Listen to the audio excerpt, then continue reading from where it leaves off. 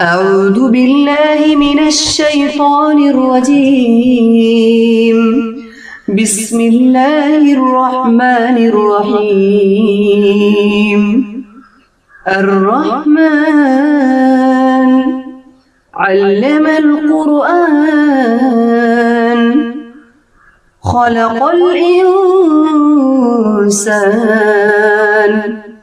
علمه البيان الشمس والقمر بحسبان والنجم والشجر يسجدان والسماء رفعها ووضع الميزان ألا تطغوا في الميزان وأقيموا الوزن بالقسط ولا تخسروا الميزان والأرض وضعها للأنام فيها فاكهة والنخل ذات الأكمام والحب ذو العصف والريحان فبأي آلاء ربكما تكذبان خلق الإنسان من صلصال كالفخار وخلق الجان من مارج من نار فبأي آلاء ربكما تكذبان رب المشرقين ورب المغربين فبأي آلاء ربكما تكذبان مرج البحرين يلتقيان بينهما برزخ لا يبغيان فبأي آلاء ربكما تكذبان يخرج منهما اللؤلؤ والمرجان فبأي آلاء ربكما تكذبان وله الجوار المنشآت في البحر كالأعلام فبأي آلاء ربكما تكذبان كل من عليها فان ويبقى وجه ربك ذو الجلال والإكرام فبأي آلاء ربكما تكذبان يسأله من في السماوات والأرض كل يوم هو في شأن فبأي آلاء ربكما تكذبان سنفرغ لكم أيها الثقلان فبأي آلاء ربكما تكذبان يا معشر الجن والإنس إن استطعتم أن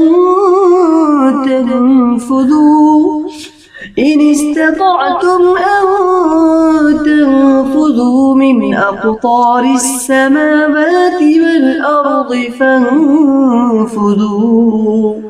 لا تنفذون إلا بسلطان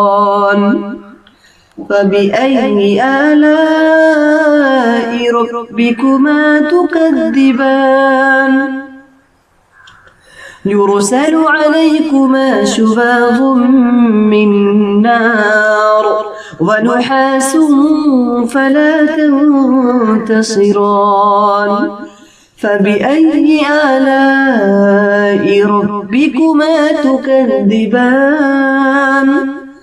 فإذا انشقت السماء فكانت وردة كالدهان فبأي آلاء ربكما تكذبان فيومئذ لا يسأل عن ذنبه إنس ولا جان فبأي آلاء ربكما تكذبان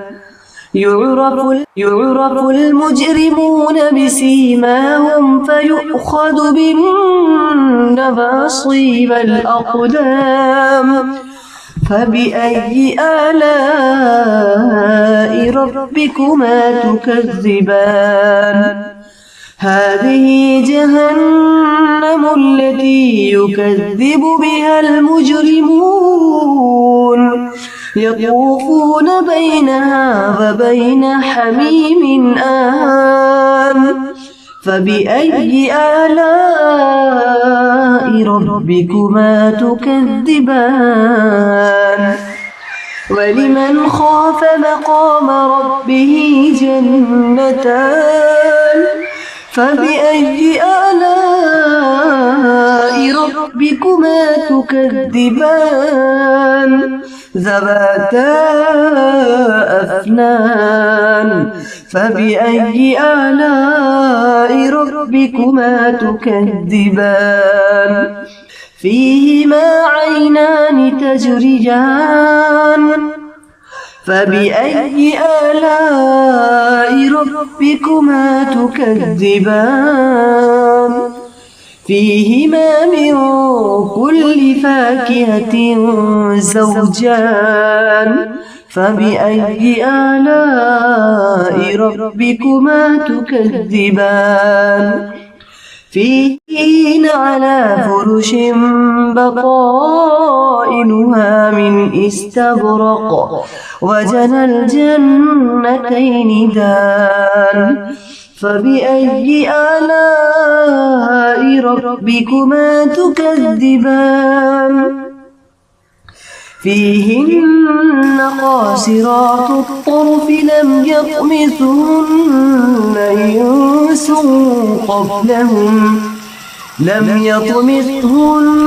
إنس قبلهم ولا جان فبأي آلاء ربكما تكذبان كأنهن الياقوت والمرجان فبأي آلاء ربكما تكذبان هل جزاء الإحسان إلا الإحسان فبأي آلاء ربكما تكذبان ومن دونهما جنتان فبأي آلاء ربكما تكذبان مدهامتان فبأي آلاء ربكما تكذبان فيهما عينان نضاختان فبأي آلاء ربكما تكذبان